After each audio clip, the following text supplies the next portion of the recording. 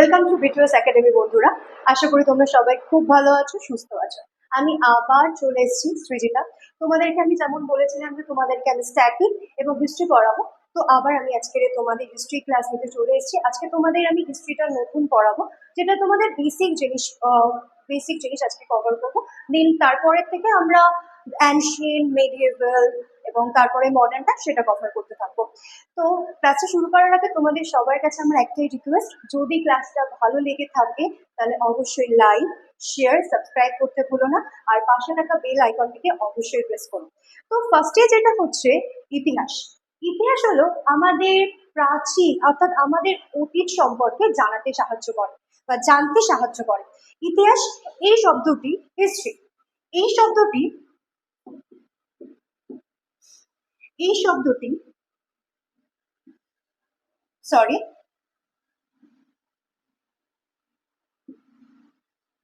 কোত্থেকে এসেছে? এই শব্দটি এসেছে গ্রিক শব্দ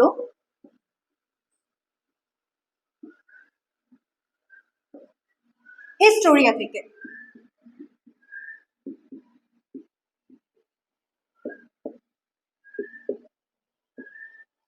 তাহলে কি হিস্ট্রি শব্দটা কোত্থেকে এসেছে? হিস্ট্রি শব্দটা এসেছে হিস্টোরিয়া থেকে। আচ্ছা, হিস্ট্রি হিস্ট্রির জনক কাকে বলা হয়? ইতিহাসের জনক বলা হয় হেরোডোটাসকে। তাহলে ইতিহাসের জনক কাকে বলে? হেরোডোটাসকে।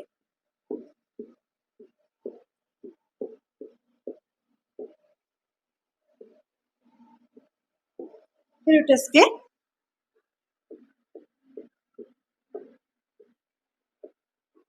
ইতিহাসের জনক বলা। এইবারে আসা যাক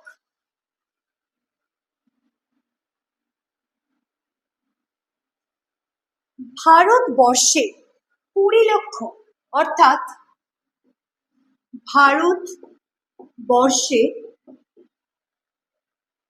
2 মিলিয়ন ইয়ার্স এগো, অর্থাৎ 20 লক্ষ বছর আগে থেকে মানুষের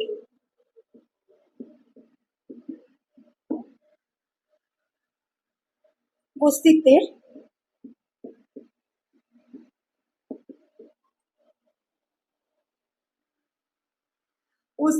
খোঁজ পাওয়া গেছে।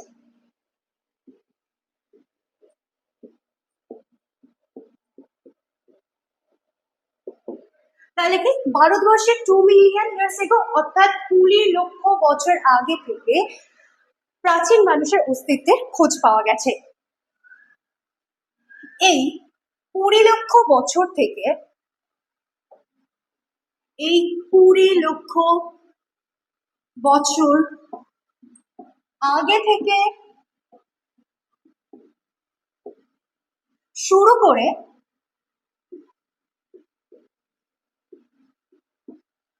হরপ্পা সভ্যতা শুরু হওয়ার ঠিক আগে পর্যন্ত, হরপ্পা সভ্যতা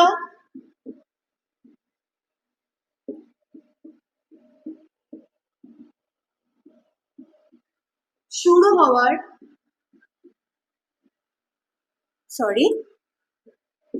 হওয়ার আগে পর্যন্ত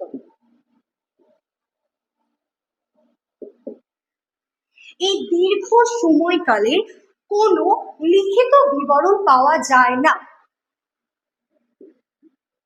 লিখিত বিবরণ পাওয়া যায় না, পাওয়া যায় না। তাহলে আমরা সেই সময়কার ইতিহাস কি করে জানবো? আমরা সেই সময়কার ইতিহাস জানতে পারি আর্কিওলজিক্যাল সোর্স থেকে। আর্কিওলজিক্যাল সোর্স মানে প্রত্নতাত্ত্বিক উপাদান। প্রাচীন ভারতের ইতিহাসকে আমরা দুটি উপাদানে ভাগ করি। প্রাচীন ভারতের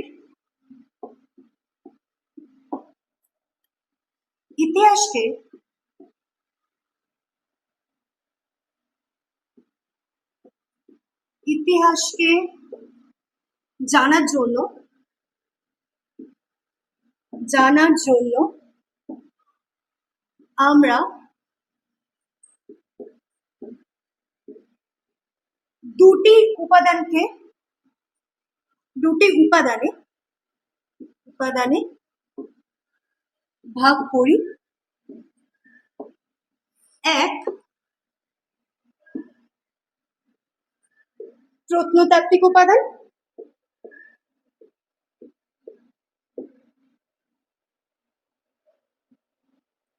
বা আর্কিওলজিক্যাল সোর্স, আর দুই, সাহিত্যিক উপাদান।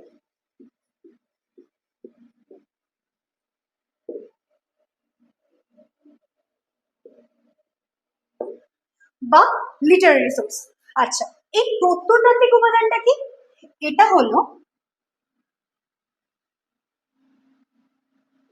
প্রত্নতাত্ত্বিক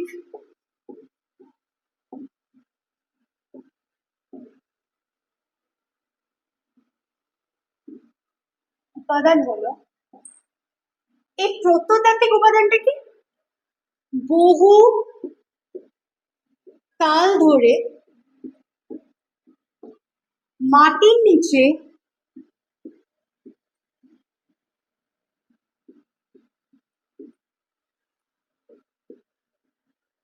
চাপা পড়ে থাকা উপাদান। সেগুলো কি উপাদান? সেগুলো হলো মানুষের দেহাবশেষ, মানুষের তৈরি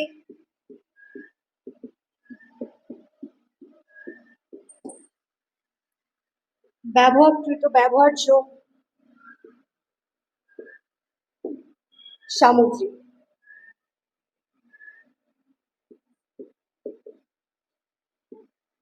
ইত্যাদি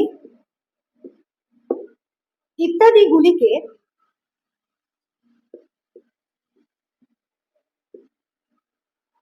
সংগ্রহ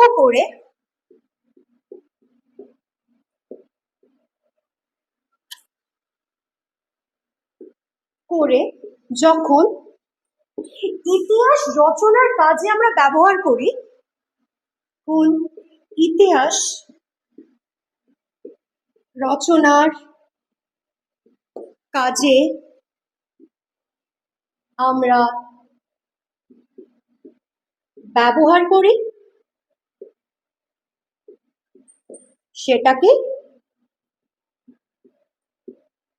প্রত্নতাত্ত্বিক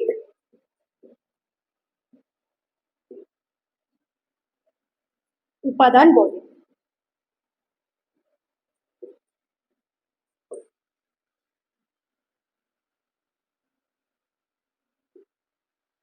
ঠিক আছে, নেক্সট,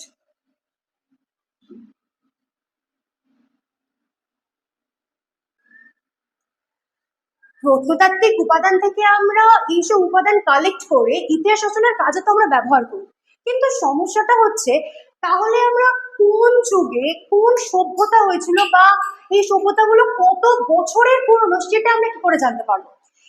সেটা হচ্ছে কার্বন,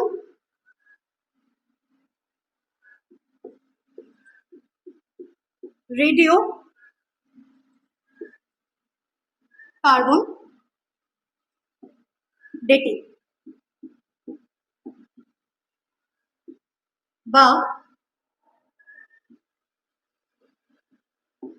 কার্বন 40। এটার মাধ্যমে আমরা কি জানতে পারি? এটার মাধ্যমে আমরা জানতে পারি যে সভ্যতাটা কত পুরনো, অর্থাৎ কত যুগ পুরনো সেই সম্পর্কে আমাদের একটা ধারণা দেয়। নেক্সট,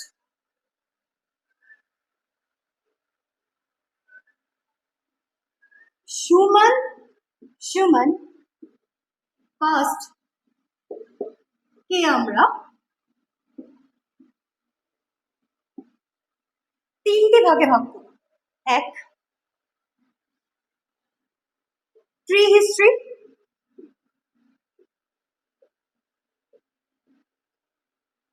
সেকেন্ড প্রোটো হিস্ট্রি,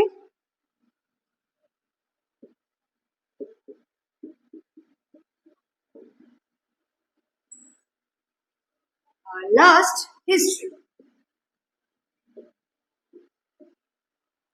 এই প্রি হিস্ট্রিটা কি বা এই প্রোটো হিস্ট্রিটা কি বা এই হিস্ট্রিটা কি? প্রি হিস্ট্রি হলো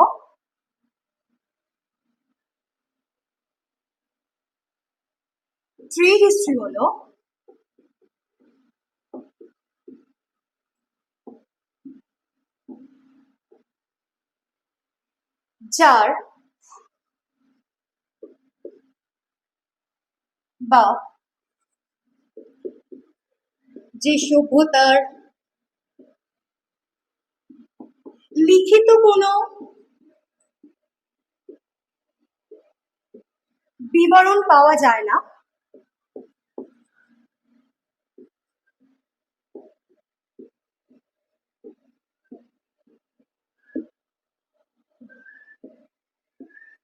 বিবরণ পাওয়া যায় না, কেবলমাত্র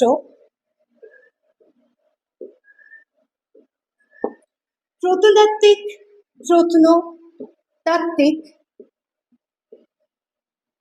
উপাদানের মাধ্যমে মাধ্যমে আমরা সেই সভ্যতা সম্পর্কে জানতে পারি। তাহলে কি প্রিহিস্ট্রিটা কি? মানে যে সভ্যতার কোনো লিখিত বিবরণ নেই, কেবলমাত্র সেই যে সভ্যতাটা এক্সিস্ট করতো, তাহলে সেটা কি করে শুধু জানতে পারবো? সেটা কেবলমাত্র জানতে পারবো প্রত্নতাত্ত্বিক উপাদানের মাধ্যমে। এই আর্কিওলজিক্যাল সোর্সের মাধ্যমে জানতে পারবো যে সেই সভ্যতা বলে এরকম কোন একটা সভ্যতা ছিল, যেমন মেহেরগড় সভ্যতা।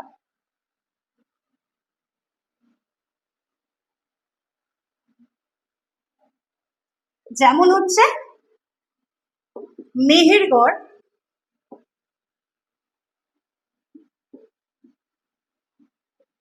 সভ্যতা।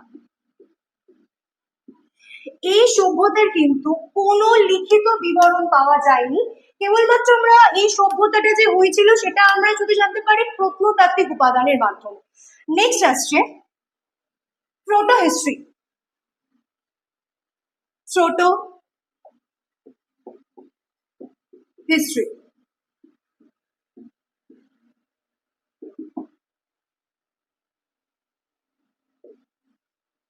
প্রোটো হিস্ট্রিটা কি? যার লিখিত এবং প্রত্নতাত্ত্বিক উপাদান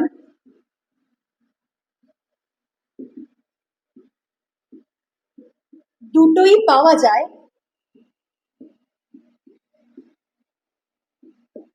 কিন্তু লিখিত যে উপাদান, লিখিত উপাদানকে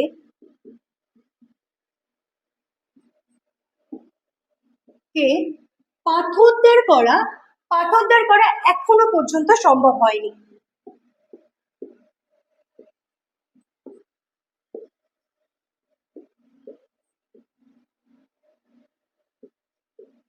পর্যন্ত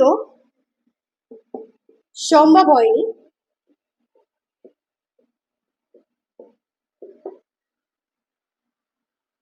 সেই তাকে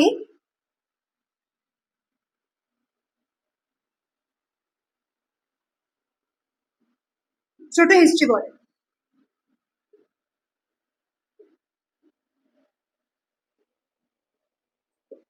যেমন আমরা জানি সেটা হচ্ছে হরপ্পা সভ্যতা।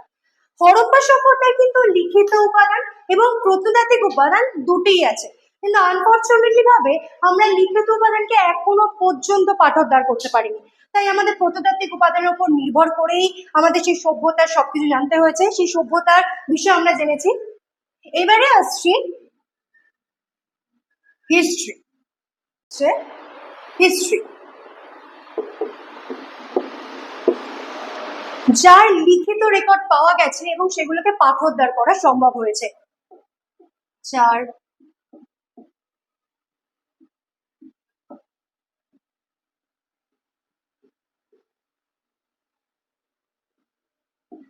পাওয়া গেছে এবং সেটাকে পাঠোদ্ধার করা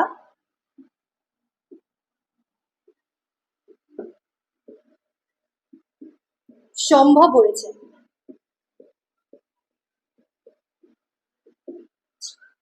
এবারে প্রি হিস্ট্রি, এই প্রি হিস্ট্রিকে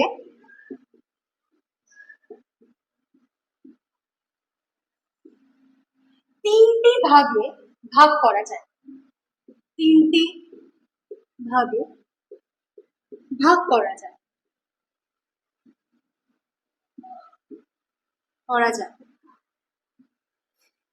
এক এক হচ্ছে প্যালোলিথিক,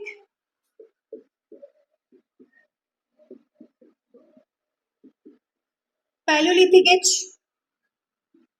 সেকেন্ড হচ্ছে মেসোলিথিক এজ,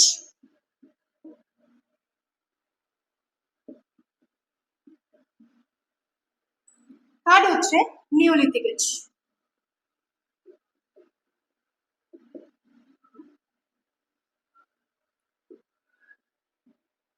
আচ্ছা, এই প্যালোলিথিক এজ, এই মেসোলিথিক এজ, এই নিওলিথিক এজকে একসাথে স্টোন এজ বলা হয়।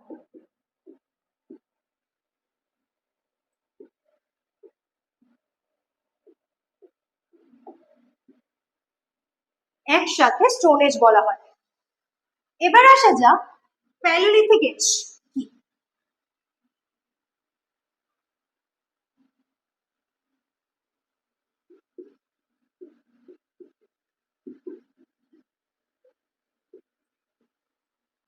প্যালোলিথিক এজে এই সময় মানুষরা যে পাথর ব্যবহার করত সেটা পুরোটাই আনফার্নিশ ফর্মে ছিল, অর্থাৎ তারা যেরকম পাথর নিয়ে আসতো সেরকম ভাবে তারা ইউজ করতো এবং তাকে হাতের হিসেবে ব্যবহার করতো, সেখানে কোনো তারা শেপ দেয়নি।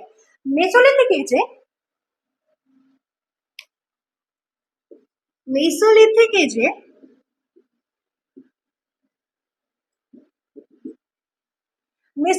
মেসোলিথিক এজের সময় তারা হালকা একটা শেপ দিল, অর্থাৎ পাথরটাকে আগে কিরকম করতো, আগে যেরকম তারা পাথর নিয়ে আসতো, পাথর যেরকম তুলতো সেরকম ভাবে তারা হাতিয়ার হিসেবে ব্যবহার করতো বা তারা ইউজ করতো, কিন্তু মেসোলিথিক এজে একটা হালকা একটা শেপ দিল।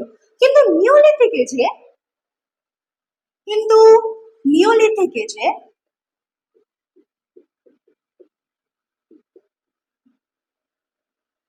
এজে তারা পাথরটাকে আরো মসৃণ করে ব্যবহার করতে শিখলো।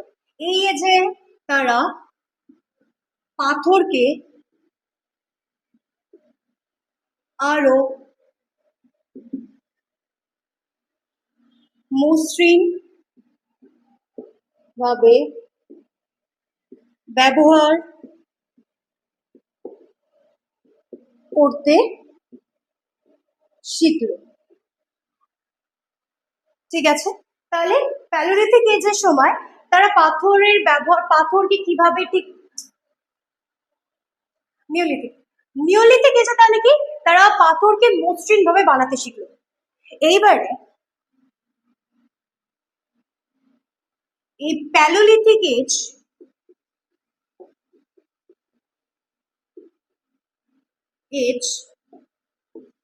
মেসোলিথিক এজ, নিওলিথিক এজে মেসোলিথিক এজ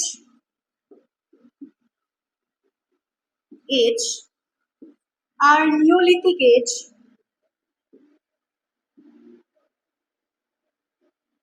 এজের থেকে অনেকটা বেশি সময় পর্যন্ত চলেছিল, মানে এটা অনেকটা দীর্ঘমেয়াদী ছিল এদের দুজনার থেকে।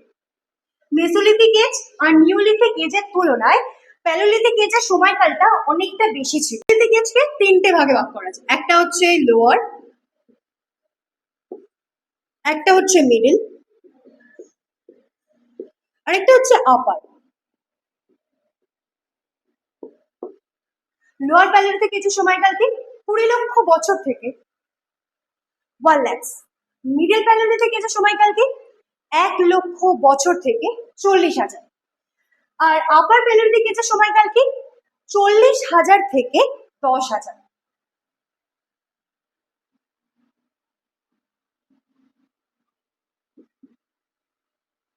1 lakhs, দেন হচ্ছে 1 lakhs থেকে 40,000, দেন 40,000 থেকে 10,000। নেক্সট ক্লাসে আমি প্যালোলিথিক এজ, মেসোলিথিক এজ এবং নিওলিথিক এজের পুরো বিষয়ে আরো ডেসক্রিপটিভ ভাবে বোঝাবো। তো আজকের এই পর্যন্ত। আশা করি তোমাদের ভিডিওটা ভালো লাগবে। তো তোমরা সবাই সাবধানে থাকবে, সুস্থ থাকবে।